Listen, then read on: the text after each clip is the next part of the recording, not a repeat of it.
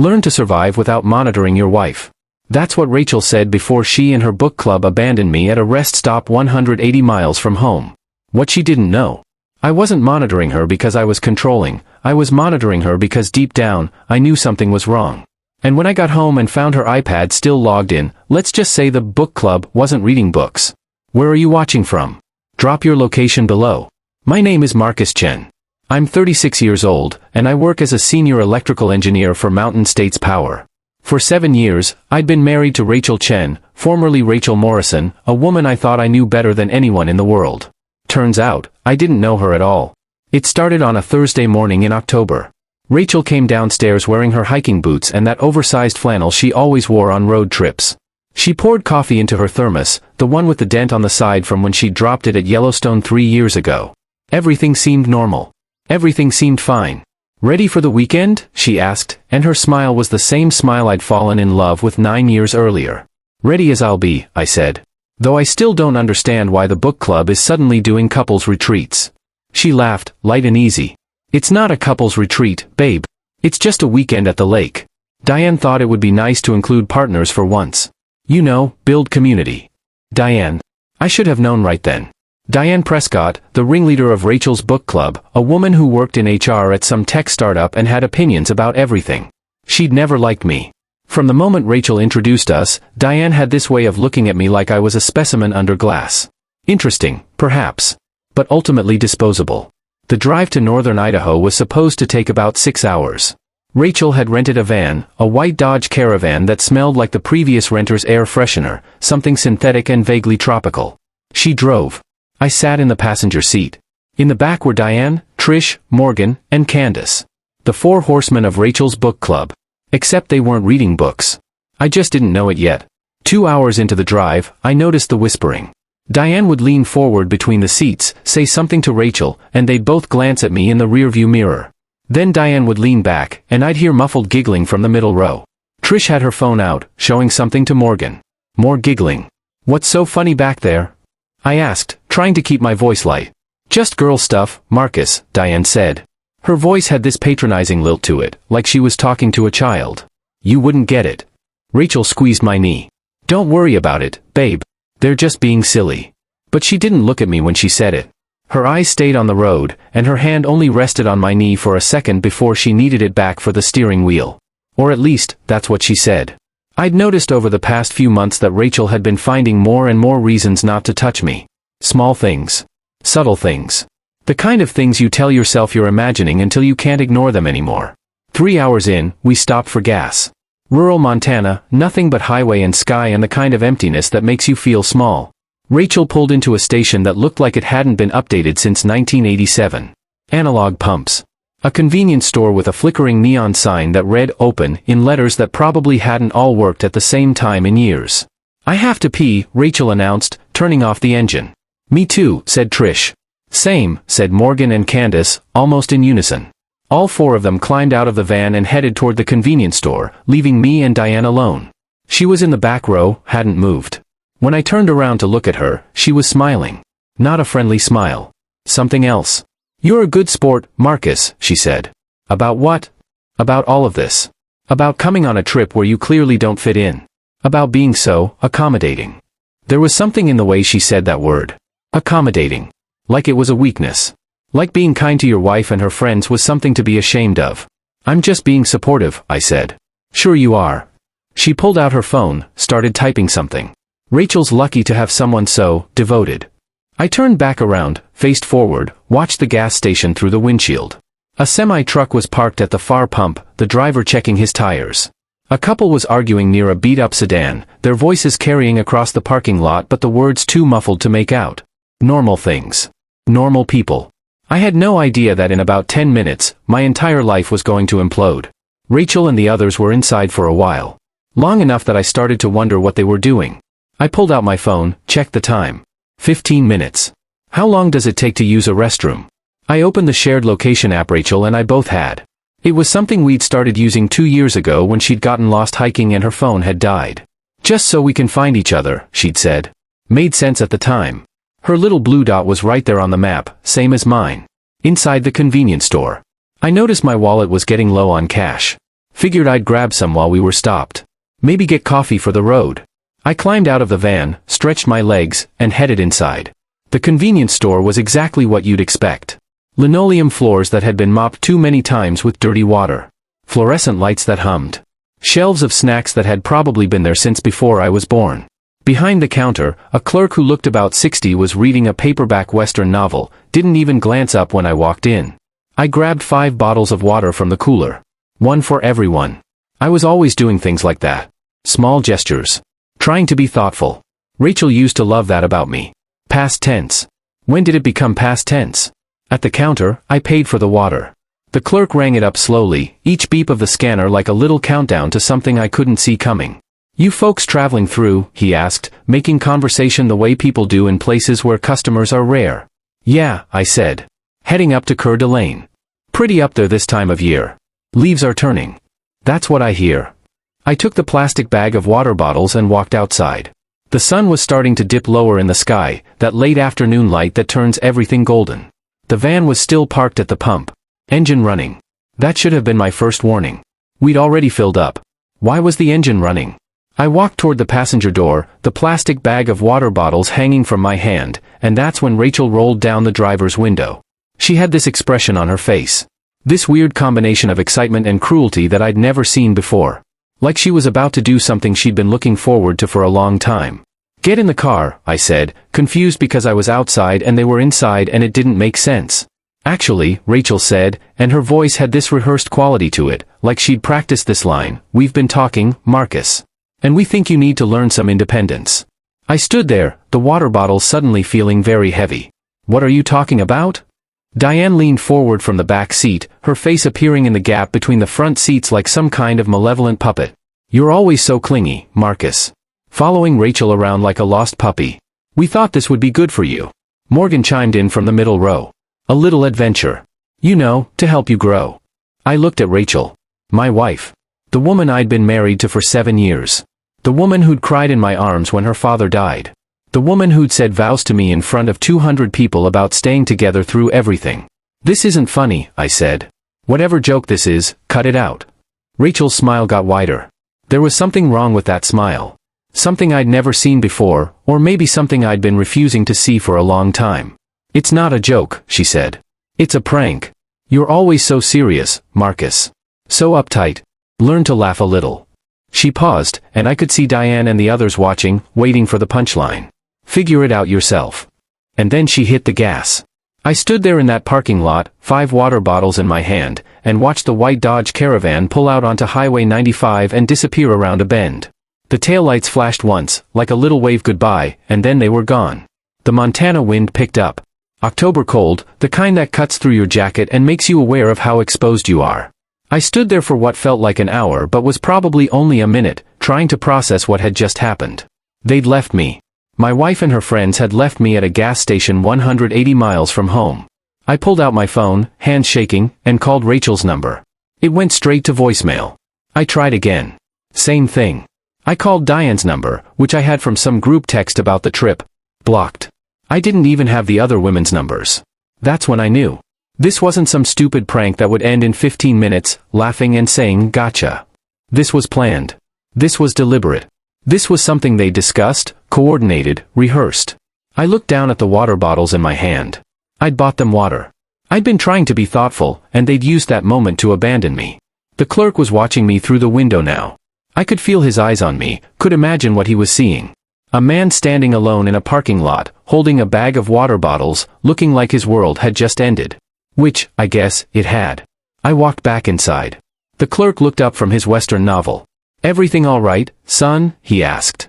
How much is a bus ticket to Denver? I asked. He shook his head slowly. No buses run through here. Greyhound stops in Billings, though. About 40 miles east. But that's the wrong direction from Coeur d'Alene. I'm not going to Coeur d'Alene anymore. He studied me for a moment, and I saw something like pity cross his face. Woman trouble? I didn't answer. Didn't need to. There's a taxi company out of Billings, he said. Pricey, though. Probably $60-70 to get you there. I checked my wallet.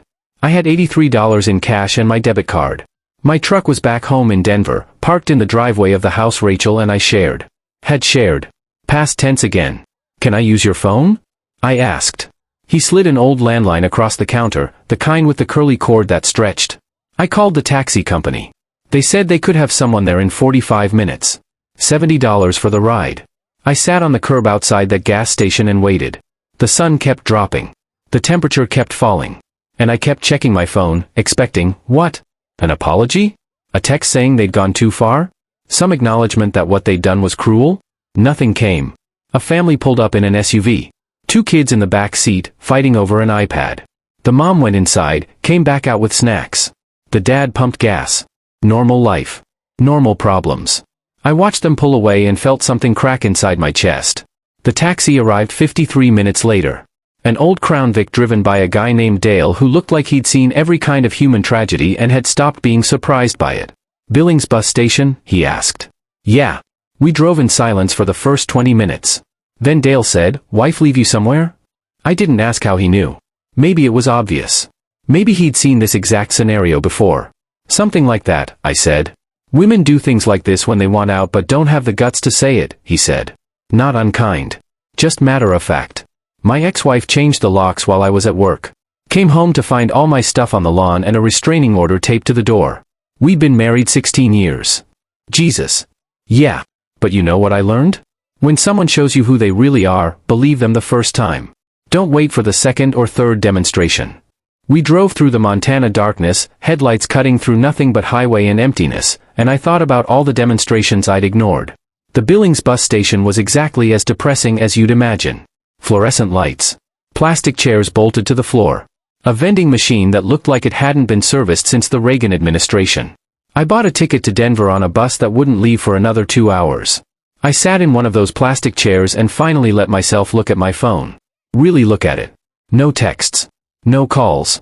Nothing. The bus finally arrived. I climbed on, found a seat near the back, and settled in for what the driver announced would be a 14-hour trip.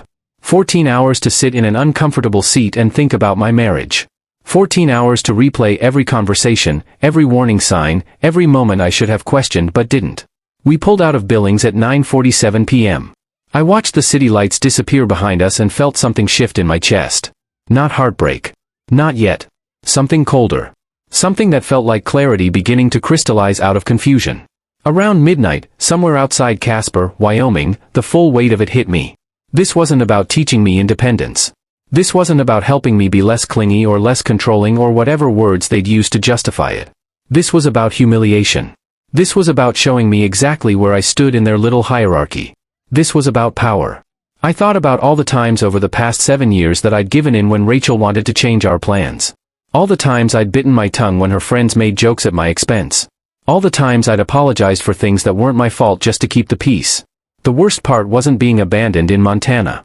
The worst part was realizing this was probably something they'd planned for weeks. Maybe months. Sitting around Diane's apartment, drinking wine, cooking up this scheme, laughing about how clueless I was. Laughing about how I'd react. Making bets, maybe, on how long it would take me to crawl back home. By the time the bus pulled into Denver at 8 a.m., I'd made my decision. I took a cab home, expecting to find Rachel's car in the driveway. It wasn't there. The house was empty, exactly like we'd left it Friday morning. I stood in the kitchen and looked around. Coffee maker on the counter. Dish towel hanging on the oven handle. Mail piled on the table, mostly junk and bills. Evidence of a shared life. Evidence of a lie. I sat down at the kitchen table and called in sick to work.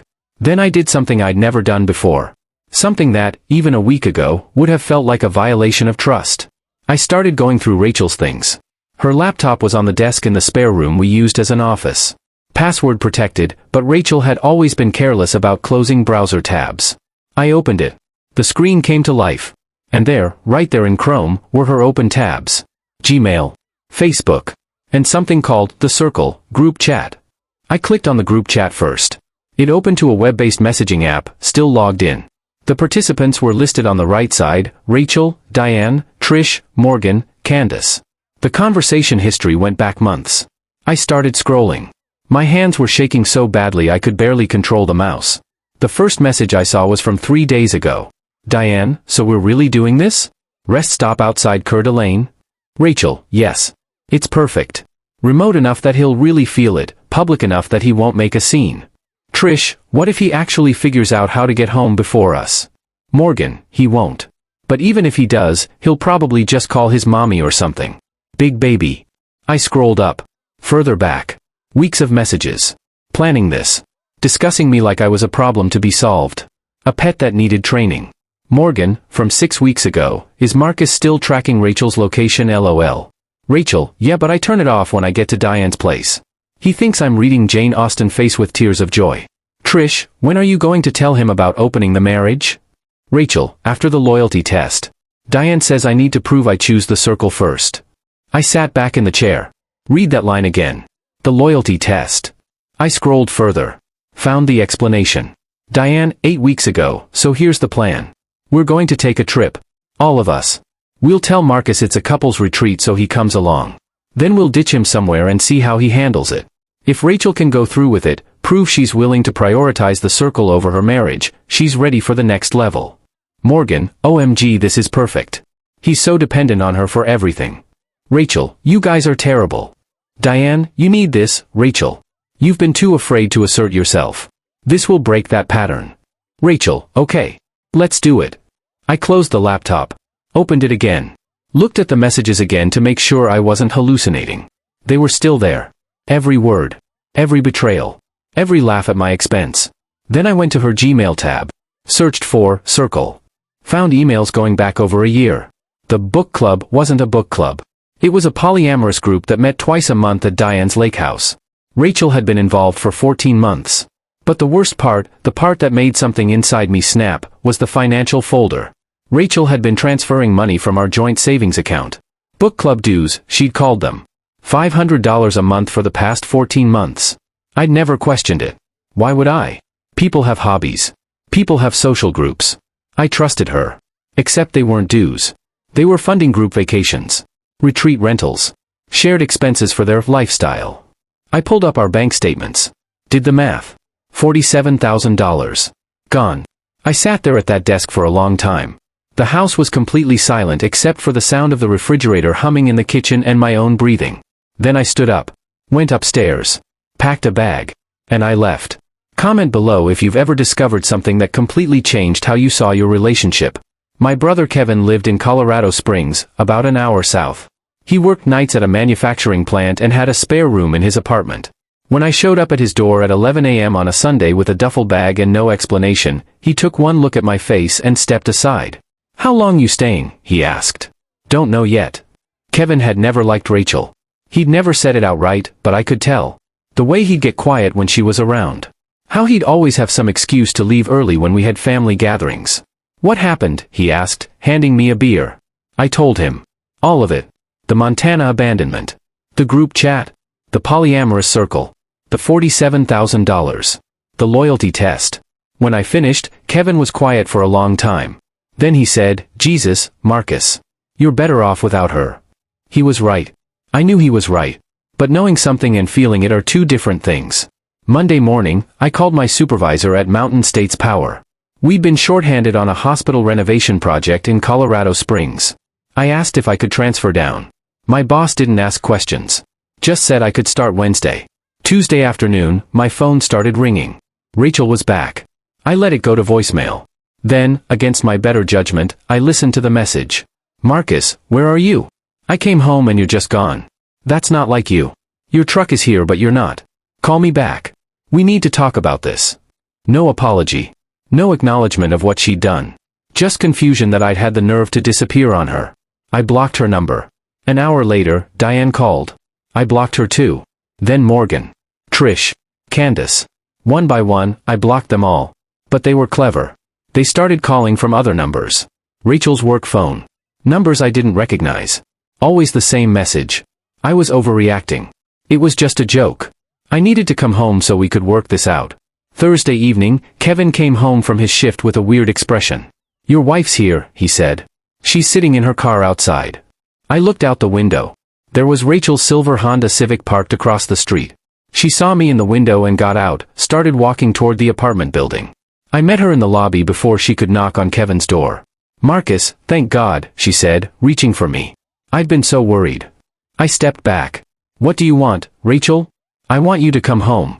I want us to talk about this like adults. Talk about what? How you abandoned me 180 miles from home. How you and your friends planned it for months. Her face changed.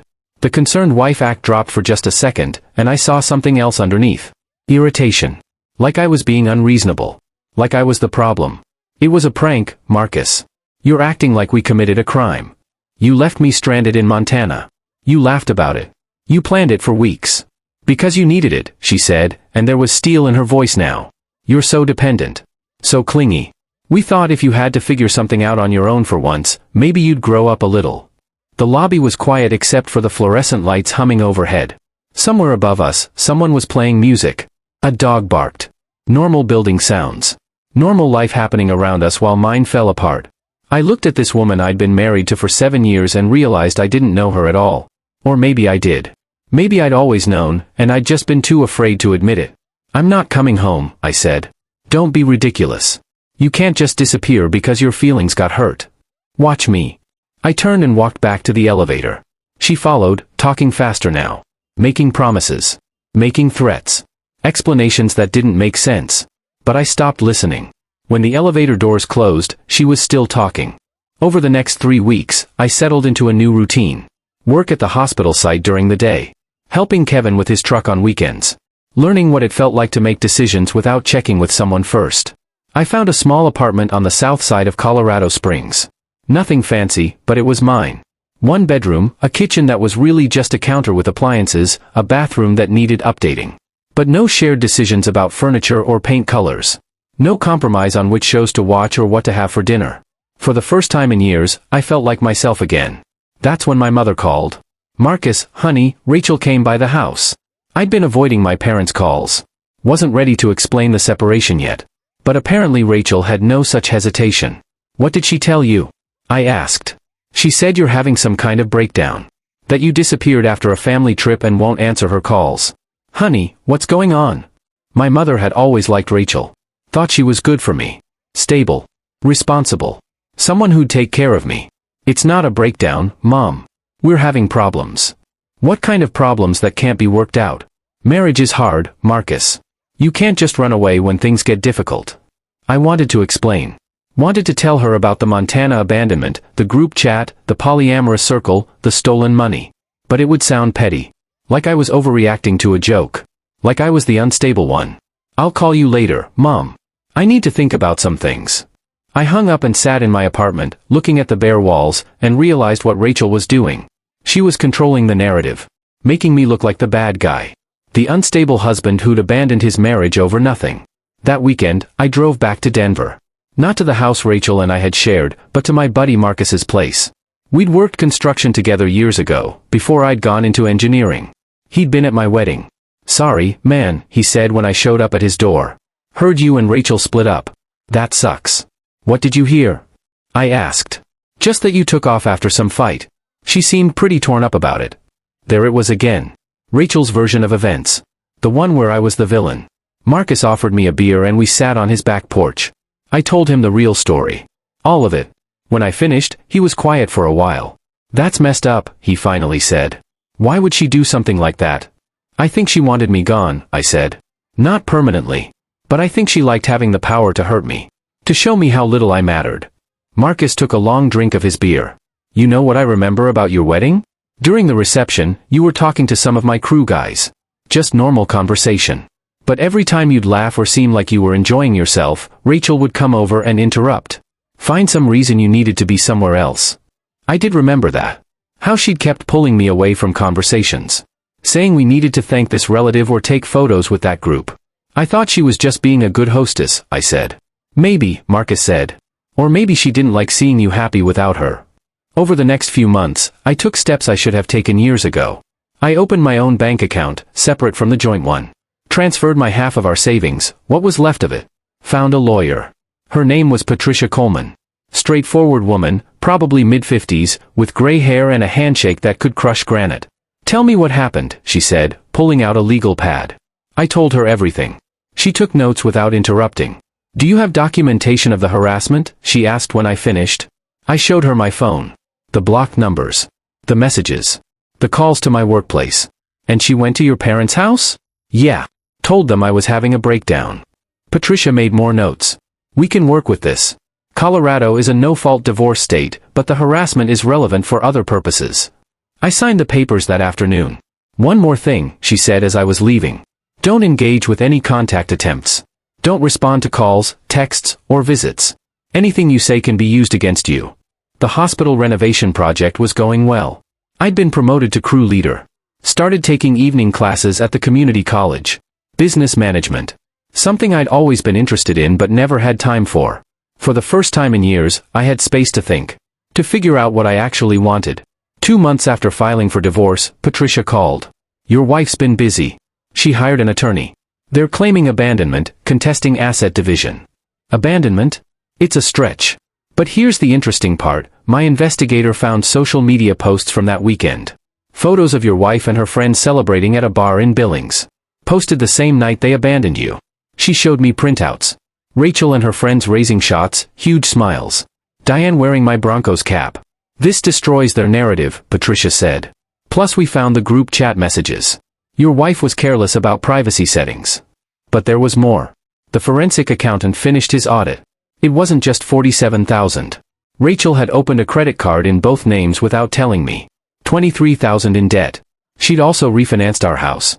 Taken out $60,000 in equity. My signature was on the documents, but I'd never signed them. I'd been on a work trip. She forged your signature, the accountant said. The notary was Sarah Prescott. Diane's sister. Total theft, $130,000. Can she be prosecuted criminally? I asked Patricia. Yes. Do you want to? I thought about that gas station. 5 water bottles in my arms. Yes, I said. The divorce hearing was in March. Rachel sat with her attorney, looking tired. When our eyes met, she tried to smile. Her attorney painted me as unstable. Said I'd abandoned my wife over a disagreement. Patricia stood up, calm and deadly. She submitted everything. Screenshots. Social media posts. Financial records. The forged signature. These messages show months of planning, Patricia said. Social media celebrating the abandonment. Harassment records. And most importantly, financial fraud. Forged signatures. Stolen equity. $130,000. This isn't a marriage dispute. This is criminal. The judge granted the divorce. Rachel had to repay everything plus legal fees. No spousal support. Rachel tried to approach me afterward. Patricia stepped between us. No contact. I walked to my truck without looking back. 6 months later, I started my own construction company. Thompson Contracting. Kevin became my first employee. I bought a small house in Colorado Springs. A year after the divorce, I ran into Marcus. You hear about Rachel? Divorced again. Married some guy 6 months after your divorce. Lasted a year. Not really interested, I said. The circle collapsed. Diane lost her HR job. Trish lost her real estate license. Morgan's yoga studio got boycotted when the news covered the story. 2 years later, I was at an engineering conference in Portland, presenting on a solar installation project. After my panel, someone tapped my shoulder. Rachel. She looked different. Thinner. Tired. Marcus. Can we talk? I don't think there's anything to discuss. Please. I'm in therapy now. I see what I did, what Diane did. I'm sorry. Maybe she meant it. But it didn't matter. Rachel, I hope you find peace. But we're done. You taught me about boundaries. About knowing my worth. Thank you for that. But we're done. That's it? After 7 years? You ended it when you drove away. I'm just accepting what you decided. I left. Didn't look back. Later, I stood on my hotel balcony, looking at Portland's lights. I pulled out my phone. Scrolled through photos. My crew at the hospital. Kevin and me working. A sunset from my yard. That was the real victory. Not the settlement. Not consequences. But genuine contentment with the life I'd built. Rachel tried to teach me independence. I learned. Just not her lesson. The next morning, Kevin picked me up. How was it? Good. Got investor interest. Rachel show up? Yeah. Told her we were done. We drove in silence, mountains in the distance. You think about dating again? Maybe eventually. Right now I'm good. At home, I made dinner. Pasta. Cooked how I liked it. Small things that used to require negotiation. Now just mine. I thought about that gas station. Watching taillights disappear. That version of me felt like a stranger. But I'd made it home. On my terms. And built something better. Rachel thought she was teaching survival. She taught me I was stronger than I thought. That I could rebuild. That I didn't need anyone who treated me like that. She taught me my worth. And I never looked back. If this story hit different, smash that like button. Subscribe for more stories about consequences and karma. Comment, have you been accused of being controlling when reacting to manipulation? You're not alone. What would you do? Comment 1 to ghost. Comment 2 to confront. Comment 3 for something else.